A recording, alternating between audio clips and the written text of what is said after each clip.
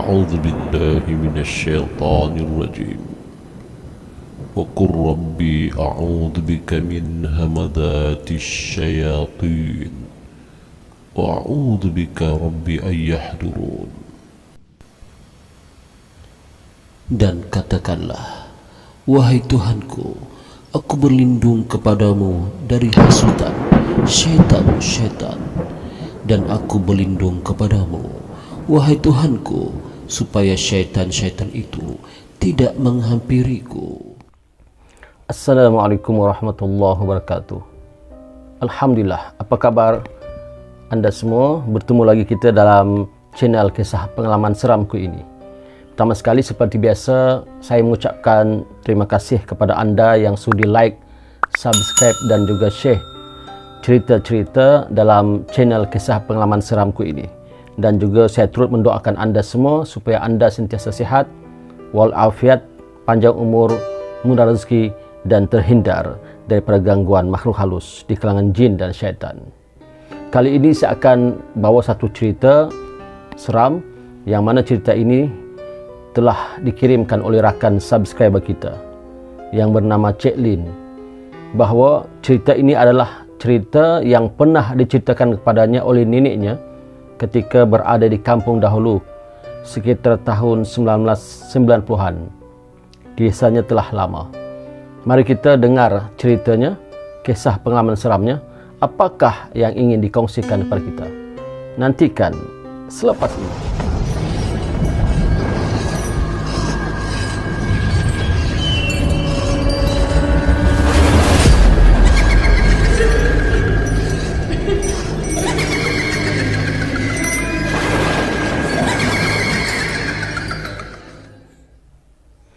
Kisah ini berlaku seperti mana saya katakan tadi, berlaku tahun 1990-an, yang mana Cik Lin bagi tahu bahawa neneknya pernah bercerita kepadanya dahulu tentang satu makhluk ataupun dipanggil penanggal. Masya Allah. Penanggal, mungkin tuan-tuan tahu apakah yang saya maksudkan dengan penanggal ini. Namun di negeri Sabah ini ada juga mengatakan penanggal itu namanya adalah bal-balan ataupun balan-balan. Bal-balan kalau dalam bahasa suluk ataupun balan-balan dalam bahasa-bahasa yang lain. Maka maksudnya yang sama, penanggal, bal-balan ataupun balan-balan. Kisahnya amat menyeramkan katanya, iaitu mengikut cerita neneknya bahawa penanggal ini adalah kebanyakannya dari seorang wanita. Wanita ini mengamalkan ilmu hitam. Kita pun tak pasti bagaimana keadaan itu boleh berlaku kerana mengikut ceritanya bahawa penanggal ini adalah wanita, seorang wanita yang kepalanya ini boleh tercabut dari badan. Kepala ini bersama dengan anggota-anggota dalam badan tu seperti perut, ususnya, paruh-paruh dan jantung boleh terkeluar dari badan. Masya Allah. Katanya disebabkan oleh ilmu hitam yang diamalkannya. Di antara seperti ilmu yang boleh menyebabkan kepalanya ini boleh keluar dari badan, ataupun ada setengah pendapat mengatakan ilmu saka. Saka itulah yang membawa dia keluar, membawa kepalanya dan juga organ-organ dalam badannya keluar dari badannya. Amat menakutkan. Dan di antara hajat penanggal ini adalah pertama sekali untuk mencari mangsa. Di antara mangsanya adalah ibu-ibu yang tengah mengandung, kemudian wanita-wanita yang tengah datang haid. Katanya dia akan suka pada darah itu, dan juga pada ibu-ibu yang tengah mengandung dia akan memakan uri-uri, kandungan ibu itu. Maka kisahnya adalah ada dua orang sahabat baik. Dua orang sahabat baik ini satu ketika dulu, ketika di zaman sekolah mereka adalah satu sekolah, satu kelas, tapi kemudian telah lama berpisah. Selepas selesai sekolah menengah, mereka telah berpisah. Ya, yang namanya sebagai nama samaran untuk kita senang bercerita, yaitu nama satu Melati, satu Mila. Mereka ini asalnya kawan akrab. Yang Mila ni agak cantik sikit, ya, wajahnya. Yang Melati ini tidaklah hodoh, tapi taklah berapa cantik seperti Mila. Maka pendek cerita, setelah lama mereka berpisah, setelah selesai peperiksaan SPM beberapa tahun kemudian, ya, maka Mila ini telah merindui sahabat karibnya ini ketika di sekolah dahulu yang bernama Melati ini. Ya, maka dia pun ingin pergi ke kampung untuk menziarahi sahabat karibnya ini bersama dengan adik laki-laki Mila ini. Pergi ke kampung. Kampung itu terletak di daerah Sendakan, di sesuatu tempat terpencil, bahkan di satu tempat pulau, ya, satu pulau yang agak terpencil di daerah Sendakan ini. Saya tak mau sebut nama pulau itu untuk faktor keselamatan, walaupun kisah ini sudah lama, tapi untuk menjaga hati orang-orang kampung ini. Maka bila sampai ke kampung itu, sampai saja pendek cerita, Mila ini terkejut. Ya, bahkan adiknya laki-laki pun terkejut, sebab adiknya ini pun memang kenal juga dengan Melati ini. Kerana Melati ini dilihat wajahnya sungguh cantik, sungguh luar biasa. Daripada jauh telah senyum kepada Mila. Ya, ketika Mila sampai siang hari, mengajak Mila masuk ke dalam kopi-kopi, ya, sama-sama ceritalah pasal kisah-kisah lama. Tapi masa dah menjelang maghrib, jadi cerita mereka yang terputus. Kemudian Mila berkata, Melati boleh tak kalau saya datang malam ni? Kata Melati, boleh, tak ada masalah, datanglah. Maka datanglah mereka semula pada malam itu untuk sambunglah borak-borak, sembang-sembang. Malamlah, dah lama tak jumpa. Tetapi ketika malam itu, sampai sahaja mereka di halaman rumah Melati, tiba-tiba ibu Melati jadi marah. Tiba-tiba ibu Melati yang pada tadi siangnya bagus dengan mereka, melayan mereka, tiba-tiba marah. Marah tak tentu pasal, bahkan bukan setakat tak membenarkan Mila berjumpa dengan anaknya Melati, bahkan menghalau Mila. Walaupun Mila dan adiknya merayuh kepada makcik itu, kami nak jumpa, nak sekejap je jumpa ni. Tak boleh, kata maknya. Mak Melati, tak boleh. Aku kata tak boleh, tak boleh. Pergi kamu dari sini. Pergi. Maka Mila pun heran. Tadi siang ibunya bagus, tapi kenapa malam ni tak best, tak bagus? Tak apalah, katanya pada adiknya, marilah kita balik. Ya, balik. Mereka tinggal di rumah tumpangan. Di kampung itu ada satu rumah tumpangan lah. Ya, rumah tumpangan, yang mana rumah tumpangan ini kebetulan pula adik Mila laki-laki ini ada kawan juga di kampung tu. Maka mereka tinggal di situ, di rumah tumpangan di kampung itu. Jadi pendek cerita, ya, yaitu Mila ini jadi heran, kenapa tadi siang okey, malam tak okey. Pelik. Tapi malam itu tiba-tiba ketika Mila hendak tidur, ya, tiba-tiba Mila terdengar satu suara yang agak pelik, seperti suara lain daripada lain lah. Nak kata suara haiwan bukan juga, nak kata suara orang bukan juga, nak kata suara burung pun bukan.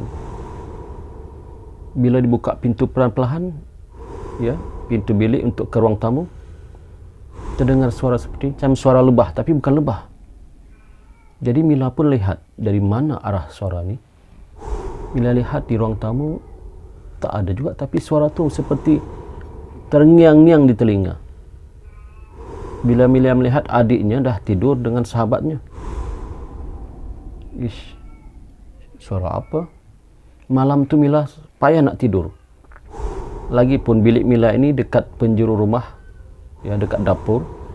Sedangkan adiknya di bilik sebelah dengan kawannya tu dekat ruang tamu. Jadi oleh kerana tak boleh tidur, maka Mila pergilah ke dapur, ya, membuat membancu kopi, nak minum lah. Tiba-tiba masih terdengar lagi suara. Ini suara apa? Terngiang-ngiang. Lepas tu saja, tiba-tiba Mila rasa lain macam. Badannya dia seram sejuk. Malam tu dia tak maulah layan bunyi itu, tak apalah, kata mungkin bunyi makhluk lain lah. Maklum di kampung, maka dia pun terus masuk bilik. Hingga dekat-dekat subuh barulah terlelap tidur. Itu pun dah lebih kurang sejam lebih. Sejam lebih saja tidur. Pagi-pagi lagi pintu bilik tumpangan mereka diketuk. Ketuk. Pagi-pagi lagi. Mila pun buka. Kawannya Melati. Bila engkau sampai Melati? Tak dengar pun beri salam. Kata Melati, sebenarnya saya ada lama sampai ni Mila. Dah ketuk pintu beri salam tapi tak ada orang jawab. Kata Mila, ya mungkin saya terlelap, mungkinlah, ya. Kenapa? Melati, kenapa? Maka kata Melati, Mila, begini, saya datang ni untuk memohon maaf atas apa yang berlaku semalam, iaitu kerana ibu saya marah kamu. Sebenarnya ibu saya itu tak marah apapun, ya. Dan kalau boleh datanglah nanti. Kata Mila, insya-Allah saya akan datang. Datanglah ya, insya-Allah. Maka lebih kurang sebelah petang datanglah Mila ke rumah Melati. Dan betul, ibunya senyum-senyum, ya, senyum, hidangkan makan dan minuman. Tetapi menjelang maghrib, ibunya jadi lain lagi. Asal sedekat masuk maghrib, ibunya jadi seperti tiba-tiba nak marah. Kata ibunya, kenapa tak balik lagi? Dah dekat maghrib ni. Mila kata, ya makcik, kami balik. Dekat malam balik. Ya makcik. Maka Mila pun baliklah dengan adiknya, beserta dengan sahabat adiknya itu. Tapi dalam balik tu, adik Mila tanya dengan adiknya, kau tak perasan ke tengok Mak Melati itu? Kenapa macam tu? Asal waktu malam marah-marah, asal waktu malam bengis. Kata adiknya, tak tahulah kak, saya pun tak tahu. Mungkin waktu malam ni mereka tak suka diganggu kak. Iyalah, mungkin juga. Maka baliklah mereka dekat menjelang maghrib. Taklah jauh sangat rumah tumpangan dengan rumah Melati. Lebih kurang perjalanan lebih kurang 15 minit jalan kaki. Tiba-tiba di pertengahan jalan, ya, mereka ternampak seperti ada api. Ada bola api. Ada bola api yang mengejar mereka. Lantas adik Mila kata, kak, nampak kak? Kak, tengok kak, apa tu? Tengok ke atas. Bila Mila menengok ke atas, Masya Allah, satu cahaya seperti bola api yang mengejar mereka. Maka mereka pun terus lari dan terus lari dan terus lari. Sampailah ke rumah dalam keadaan keletihan. Satu lagi persoalan, ya, yang berada di pikiran Mila. Apakah ini? Semalam dia dengar bunyi seperti bunyi lebah. Ya, ini pula bola api. Maka seperti petang kemarin, ya, Mila dah berjanji untuk mengajak Melati datang ke rumah tumpangannya untuk Mila ni masak-masaklah sikit, ya, untuk jamuan mereka, sebab esok Mila akan pulang dengan adiknya. Jadi kata Mila, Melati datanglah ke rumah tumpangan, saya nak masak-masak sikit, ya, datanglah bawa mak tu. Kata Melati, insya-Allah. Maka pagi esoknya pergilah Mila ke pasar membeli barang-barang apa yang patut. Samping itu, ketika Mila pergi ke satu pasar untuk beli sayur, Mila ternampak ada satu orang makcik. Kata Mila, makcik nak tanya sikit. Ya, apa? Makcik pernah nampak tak bola api? Bola api bercahaya-cahaya. Kata makcik itu, kenapa? Tak ada makcik, cuma saya nak tanya lah. Makcik itu diam. Makcik itu diam. Kata makcik itu, tak lama kemudian makcik itu bercakap. Kata makcik itu, bola api? Ya makcik. Makcik itu pandang kanan, pandang kiri sambil berbisik, nak, tak boleh cerita sini. Nak tinggal di mana? Kalau boleh makcik ceritakan di rumah nak lah. Tak boleh sini, ramai orang ni, pasar ni. Mila pun heran, kenapa makcik? Kalau nak mau, petang nanti saya datang ke rumah. Kalau petang tak boleh lah makcik. Kenapa? Sebab petang saya ada tamu dengan kawan-kawan. Oh, iya kah? Kalau begitu sebelah malam lah. Bolehlah makcik sebelah malam. Begitu di mana? Maka Mila pun begitulah, alamatnya di mana, rumahnya di mana. Pendek cerita, petang itu datanglah Melati ya ke rumahnya. Ya, seperti mana dia telah masak-masak petang tu sebelum maghrib lah, lepas kira-kira lepas asar lah. Maka tiba-tiba Mila bertanya, Melati, semalam kami balik, kami nampak ada seperti bola api bercahaya.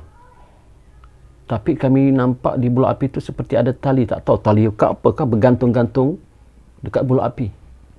Tiba-tiba Melati rasa lain. Bila dengar cerita tu Melati rasa lain, dia kata saya pun tak tahulah tu Mila.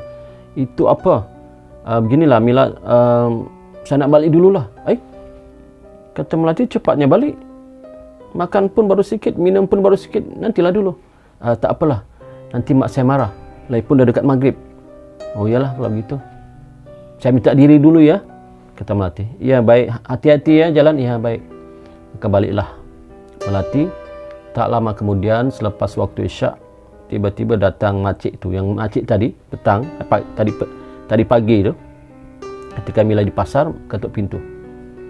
Assalamualaikum. Assalamualaikum. Waalaikumsalam. Ya makcik, ya sila masuk. Maka makcik dia pun pandang kanan, pandang kiri. Kamu berapa orang dalam? Kata Mila, saya dengan adik laki-laki saya dan kawan adik laki-laki saya. Oh, boleh saya masuk? Boleh makcik, masuklah. Tadi kamu tanya kan pasal bola api itu kan? Kata Mila, ya. Kenapa makcik? Begini, saya nak cerita. Silakan makcik, kata Mila. Begini nak, sebenarnya bola api itu, yang sebenarnya itu adalah penanggal. Hah? Kata Mila, penanggal? Maksud makcik saya tak berapa paham. Penanggal ini, dia mencari mangsa. Dia nampak seperti bola api. Sebenarnya itu bukan bola api, dia cahaya yang berkilau-kilau seperti ada api. Dan itu adalah kepala manusia yang terbang membawa usus, perut, empedu, hati dan jantungnya. Terpisah dari badannya, dari kaki dan tangannya. Masya Allah, kata Mila. Berdebar hati Mila mendengar cerita itu. Benarkah makcik? Benar nak. Kenapa, kata makcik itu? Kamu nampak tak? Ya makcik, semalam macam saya cerita tadi, saya nampak. Kata makcik itu, datang lagi dia. Kenapa? Kenapa makcik? Kenapa datang lagi dia? Tak nak, dulu di kampung ini memang tergempar cerita ada ibu yang mati bersalin disebabkan penanggal ni. Tetapi cerita tu sudah lama hilang. Entah kenapa tiba-tiba datang lagi. Mungkin ada orang yang mewarisi ilmunya. Kita pun tak tahu. Tapi nak, begini nak. Ni makcik nak ceritalah. Sebab ikut pengalaman makcik yang dah lama ni, yang diajar oleh datuk nenek makcik bahawa penanggal ni, makhluk penanggal ni, dia ni ada pantangnya. Apa pantangnya makcik? Pantangnya, dia takut pada duri-duri. Sebab itu makcik bawa ni dalam beg plastik ni, ya, satu daun yang berduri. Daun mangkuang. Daun mangkuang ni, nak, nanti malam ni, kamu letak dekat pintu, dekat tingkap. Yang selebih tu, bawalah. Nak tahu kamu tak nampak ataupun terserempak dengan tu, maka pukullah dia dengan daun mangkuang ni. Dan ini ada batang limau purut. Ya, batang limau ni berduri. Gunakanlah sebagai senjata. Lagi-lagi Mila terkejut. Makcik, saya takutlah makcik. Jangan takut nak. Berdoa kepada Allah SWT, insya-Allah. Baiklah makcik. Makcik balik dulu ya. Makcik tak sempat kami nak buat air. Tak apalah nak, makcik nak balik, nak cepat ni. Ada kerja di rumah. Okeylah makcik, terima kasih makcik. tiba-tiba benar seperti kata makcik itu. Pendek cerita, maka pada malam itu sekali lagi makhluk itu datang, bahkan terus datang ke tempat rumah tumpangan mereka. Entah kenapa, kata Mila, rumah mereka saja yang dicari. Rumah-rumah orang lain banyak, kenapa mereka yang dicari? Terdengar bunyi lagi, yang bunyi seperti bunyi lebah, dan ada sedikit bunyi mendesih, dan kadang-kadang ada bunyi seperti bunyi mengilai. Maka sahlah, kata Mila, inilah yang makcik itu ceritakan. Adik, siap-siap dia. Yang makcik itu ceritakan sebenarnya bukanlah yang kita nampak tu berbola api, sebenarnya bukan. Itu adalah penanggal, Dek. Iya kak, kata adiknya. Masing-masing memegang kayu berduri daripada limau tu, kayu limau perut yang berduri, dan juga daun mengkuang yang berduri. Kalau nampak, pukul dengan ni. Tiba-tiba mereka nampak seperti ada satu cahaya memusing, ya, rumah tumpangan tu pusing keliling. Tingkap bertutup, pintu bertutup, tapi pusing keliling, dan sekali dengar dia bunyi mengilai yang menyeramkan. Maka adik laki-laki kawan pada adik si Mila ini tiba-tiba sakit perut. Ya, sakit perut. Nak ke tandas. Jadi masuklah dia ke tandas. Dalam rumah tumpangan tu ada tandas, tapi malangnya tak ada air pula. Tiba-tiba mati air. Masya Allah. Yang ada cuma tandas di luar itu. Maka kata adik kawan Mila ni, boleh tak saya temankan saya ke tandas di luar sebab mati air. Tiba-tiba mati air. Ya, boleh, kata dia. Maka mereka pun pergilah ke tandas. Ketika itulah datanglah makhluk yang dikatakan penanggal itu. Ya, bukan mereka mengejar laki-laki adik Mila ni, tapi datang bila pintu dibuka, terus datang masuk menerpa ke dalam rumah. Dan ketika itulah Mila terkejut dan menjerit, tetapi di tangannya ada kayu berduri dan juga daun mengkuang, terus saja dipukulnya. Maka terhoyong-hayanglah cahaya itu yang penanggal itu, dan terus keluar, lari. Aduh, kata Mila, kenapa saya yang dicari, kenapa tak adik saya? Baru dia terfikir bahawa kata makcik yang dia jumpa di pasar itu, penanggal ni suka kepada darah, dan kebetulan pula dia ni datang bulan. Aduh, katanya, inilah puncanya. Macam mana? Maka malam tu dia dan adiknya suka nak tidur, ya, payah nak tidur kerana teringat kisah itu, ya, hinggalah dekat-dekat subuh barulah mereka rasa mengantuk. Maklumlah semalam berjaga sampai pagi. Maka tiba-tiba seperti biasa datanglah kawan Mila ini, itu Melati. Tapi kali ini agak ganjil kerana dia berkelubung dan memberi salam. Dalam Mila terkejut dan buka pintu. Tiba-tiba, Melati, masuklah. Kenapa ni Melati, awal pagi datang ni? Tak adalah, Mila dalam keadaan sayu, sedih.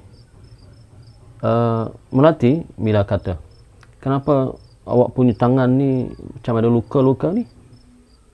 Tangan, muka pun luka ni.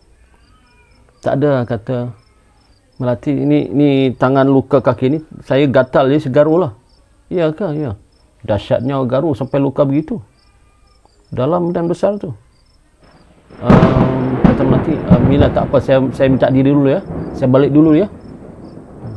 Yalah, tak nak minum kah? Tak apalah, nak balik, nak cepat. Timbul persoalan di hati Mila. Ish, kenapa ni? Lain pula lukanya. Kalau digaru tak akan macam itu. Tiba-tiba Mila terfikir, jangan-jangan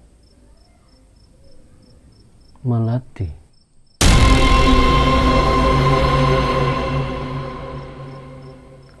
Mila tak mulayan. Besok Mila tak mulayan. Tengah-tengah hari itu Mila ke pasar, jumpa dengan makcik yang penjual sayur tu. Kata Mila, makcik, saya nak tanyalah. Semalam kawan saya, sahabat saya yang Melati itu, tadi pagi datang ke rumah saya dalam keadaan mukanya luka dan juga kakinya luka, seperti dicalar oleh sesuatu, dan kesan-kesan darah masih belum hilang. Tiba-tiba makcik itu kata, "Apa?" "Ya makcik, dia mukanya luka, tangan luka." Kata makcik itu, "Kenapa?" "Tak makcik, semalam benar makcik, penanggal tu datang, bahkan terus masuk ke rumah kami. Ketika pintu terbuka, maka saya tak banyak cakap, dalam keadaan saya menggigil ketakutan, saya terus pukul dengan kayu berduri dengan daun mengkuang." "Ya ke?" "Ya," kata Mila. "Masya Allah," kata makcik. "Mila, saya nak katakan kepada kamu."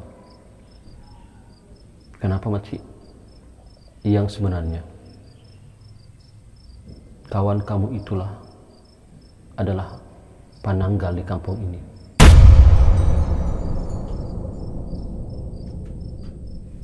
"Yang mewarisi ilmu daripada orang yang telah membunuh ibu yang tengah hamil itu." "Apa makcik?" "Benar Mila." Terkejut si Mila. "Biar betul makcik." "Benar Mila. Percayalah cakap makcik. Kerana malam itu sebenarnya ketika makcik balik, makcik tak balik.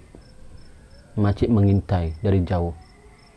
Dan makcik nampak ada seorang perempuan yang keluar di waktu malam dalam hutan dalam keadaan yang mencurigakan. Makcik kejar dia senyap-senyap, sembunyi-sembunyi makcik tengok apa dia buat.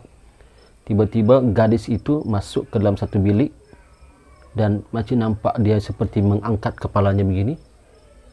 Dan benarlah, sahlah, dia adalah penanggal. Penanggal ini, kalau waktu siang, orang akan nampak dia seperti seorang gadis yang cantik, jelita tadi, persis seperti ratu cantik, dan orang akan tertarik melihatnya, cantik sekali. Tapi bila malam, dia akan keluar mencari mangsa, dan dia akan mencari darah ibu mengandung, darah haid, dan juga uri janin. Dia akan makan untuk menambahkan ilmunya lagi, untuk menambahkan kekuatannya. Kalau tidak, dia akan jadi lemah. Panjang lebar makcik itu cerita. Menyebabkan Milah tak banyak cakap. Katanya, "Dik, kemas barang, beritahu kawanmu, malam ini kita kemas barang, besok pagi kita balik." Kata Milah pada adiknya yang tegas.